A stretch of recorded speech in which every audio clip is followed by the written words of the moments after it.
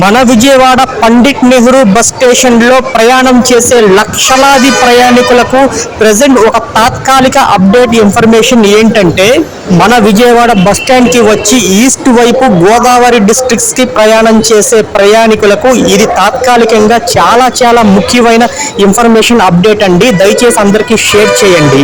విషయం ఏంటంటే, మన విజయవాడ బస్ స్టాండ్లో ఏలూరు నాన్ స్టాప్, ద్వారకా తిరుమల, జంగారెడ్డిగూడెం, తణుకు, రావులపాలెం, అమలాపురం, కాకినాడ వెళ్లే బస్సులు ఆగే platform number 1, platform number 2, platform number 3, platform number 4ని ప్రస్తుతం సిమెంట్ రోడ్డు వేయడం వల్ల మీరు చూస్తున్నారు కదండి. ఇలా సిమెంట్ రోడ్డు వేయడం వల్ల తాత్కాలికంగా బ్లాక్ చేశారండి.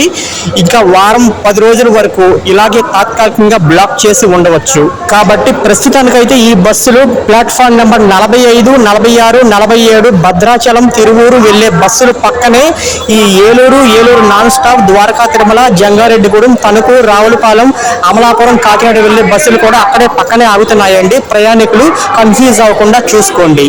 ఇకపోతే మన రాజమండ్రి, విశాఖపట్నం, విజయనగరం, శ్రీకాకుళం వెళ్లే బస్సులు మాత్రం ఎప్పటి యథావిధి స్థానాల్లోనే 7, 8 ప్లాట్ఫామ్స్ లోనే ఆగుతున్నాయండి. దీంట్లో ఎలాంటి మార్పు లేదు. కన్ఫ్యూజ్ అవ్వకుండా ఈ వీడియోని అయితే అందరికీ షేర్ చేయండి. మన ఛానల్ అయితే సబ్స్క్రైబ్ చేసి వీడియోని లైక్ చేయండి.